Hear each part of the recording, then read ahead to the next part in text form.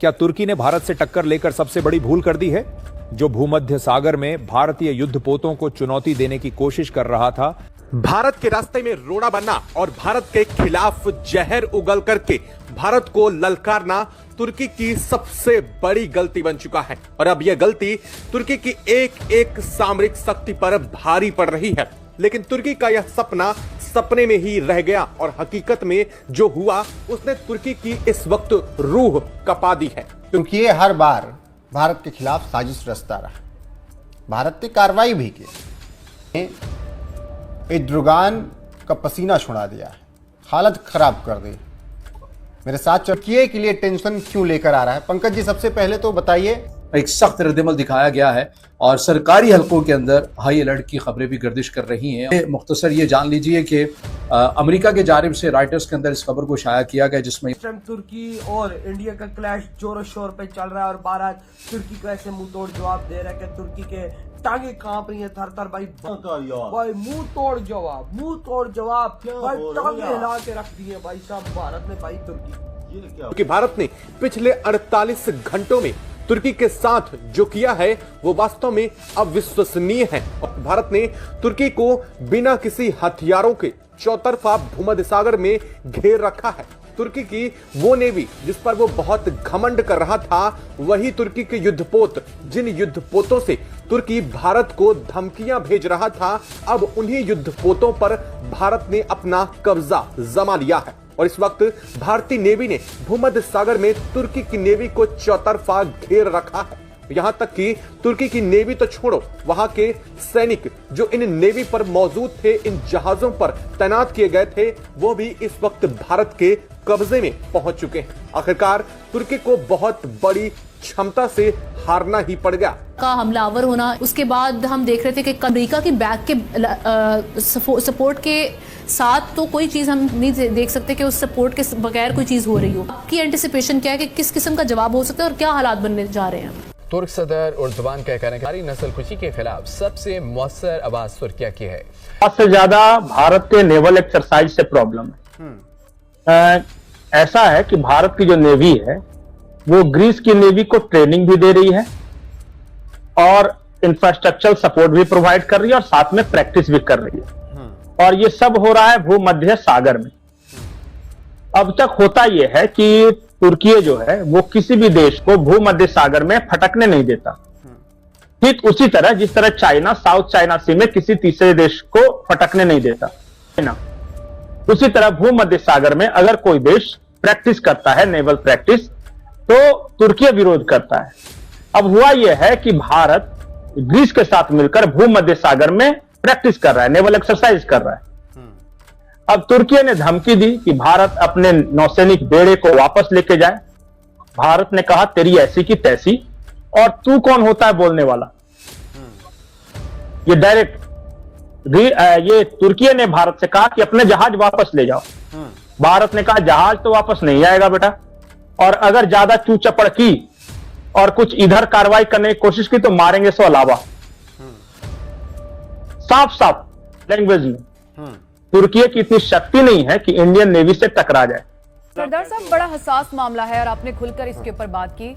आप क्योंकि अब हम मसाइल की बात कर रहे हैं तो उनके जी शामिल साहब कर ले आप मसाइल की बात करें तो हम हल भी अगर आप इसका पेश कर दें कि एक सिचुएशन तो है और हम देख रहे हैं कि बहुत हसास मामला है और खतरनाक सिचुएशन है, तो उसका सोल्यूशन क्या हो सकता है? फिर मज़ाहिमत को तकरीबन 100 घंटा हो चुका है, 100 घंटे से ज्यादा हो चुका है। आप यस न्यूज आ रही हैं, खबरें आ रही हैं और 100 घंटे के बाद खुलासा यह है आज तुर्की को लगा था कि भारत क्या ही कर लेगा। तुर्की को लगा था कि उसके ड्रोन भारत को चंद सेकंड के अंदर ही तबाह कर देंगे, भारतीय युद्धपोतों की जानकारी उन तक पहुंचा देंगे। लेकिन तुर्की का पूरा प्लान फेल हो चुका है और तुर्की इस वक्त पूरी तरीके से भारत के सिकंजे में आ चुका है। कौन से इलाके तो ज्यादा मुतासिर हुए हैं जारी है? अनफॉर्चुनेट वाकया है ये। तुर्की की तारीख में 100 साल बाद बड़ी तबाही मचाई। 100 साल के बाद ये इस तरह का अंदोनाक वाकया हुआ है और इसका मरकज जो था वो कौमी मीडिया वो मुजफ्फराबाद के दूर दराज गांव के किसी देहात के अंदर शौकत नवाज मीर के पास पहुंचता है। इंटरनेशनल मीडिया रिपोर्ट कर रहा है तो पूरी दुनिया इस सारी मूवमेंट को देख रही है।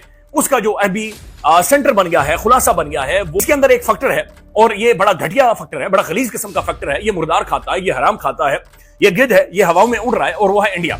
इंडिया इस वक्त दिलचस्पी दिखा रहा है, बहुत ज्यादा दिलचस्पी दिखा रहा है, बल्कि वो आप यूं कह सकते हैं कि ढोल मार रहा है, नाच रहा है और नाच नाच कर सेलिब्रेट कर रहा है।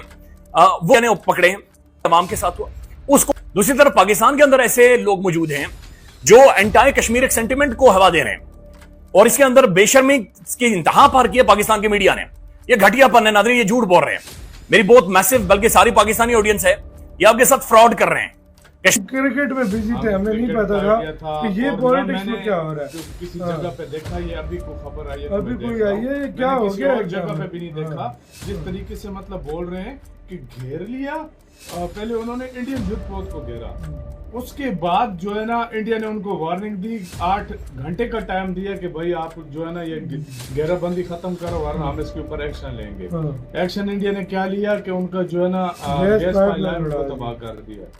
ये अजीब सिस्टम है यार, एकदम। हम क्रिकेट देख रहे थे इन दोनों हमने पॉलिटिक्स, आपको पता है, बहुत कम उस पर रैंक किया है, बिल्कुल। लेकिन क्रिकेट के बीच बीच ये क्या हो गया, कोई वॉरशिप रुकी हुई थी, उसको नहीं, मतलब कोई रास्ता नहीं देखा। वाकई में यार सच बोलूं, हमने नहीं देखा था, एकदम से अचानक से ये खबर आई है यार। मैं तो खुद हिल गया कि यार ये हुआ कैसे। और सबसे बड़ी बात यार, तुर्की की ऐसी हिम्मत कहाँ से आ गई कि वो इंडिया की युद्धपोत को रोके यार। शायद भारत का युद्धपोत जा रहा हो तो अपनी खुन्नस निकालने के लिए।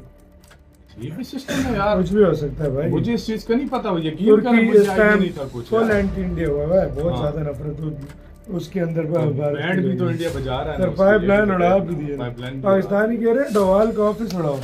ओ चाचा सठिया गए, लाली चाचा भाई पागल, अजीब सिस्टम।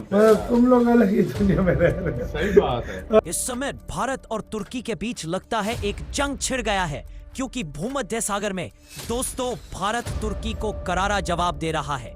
ये मामला 2-3 दिन से चल रहा है, जब से भारत और ग्रीस का युद्ध अभ्यास शुरू हुआ है। इसमें तुर्की अपना दबदबा दिखाने की कोशिश कर रहा था, एग्जाम्पल चाइना की तरफ। लेकिन दोस्तों भारत ने भी बता दिया है कि भारत से पंगा लेना तुर्की को कितना ज्यादा महंगा पड़ सकता है। भारत ने उसकी पाइपलाइन को ध्वस्त की, उसकी नेवी को वार्निंग दी। उसके बाद भी दोस्तों अगर नहीं माना तुर्की, तो भारत ने ऐसा मजा चखाया कि तुर्की की नेवी भारत के कब्जे में है। उस पर जो सैनिक है वह भी दोस्तों, यहाँ कब्जे से मतलब यह है कि दोनों हार मानकर साइड लग चुके हैं भूमध्य सागर में, और उन लोगों ने भारतीय नेवी को अब सिग्नल भेजना छोड़ दिया है कि आप यहाँ से चले जाइए, ये करिए वह करिए। इसी के साथ आपको बता दूं कि भारत ने 8 घंटे का अल्टीमेटम दिया है टर्की को कि इन सब मामलों से बाज आ जाए, वरना भारत इससे भी ज्यादा कार्रवाई करेगा। इस बार तो भारत ने छोड़ दिया उसकी नेवी को, लेकिन अगली बार भारत ऐसा सबक सिखाएगा कि तुर्की याद रखेगा। दोस्तों ये वही तुर्की है जो ऑपरेशन सिंदूर के दौरान पाकिस्तान की तरफ से बोल रहा था और कश्मीर पर हमेशा ही भारत को छेड़ने की कोशिश करता है। लेकिन भारत ने भी इसकी दुखती नस पर हाथ रख दी है, जिसका नाम है साइप्रस। साइप्रस वही दोस्तों जगह है जिसको लेकर ग्रीस और तुर्की के बीच में विवाद चलता है, जैसे भारत और पाकिस्तान के बीच में। यही रीजन है कि तुर्की भड़का हुआ है और भारत भी जमकर जवाब दे रहा है।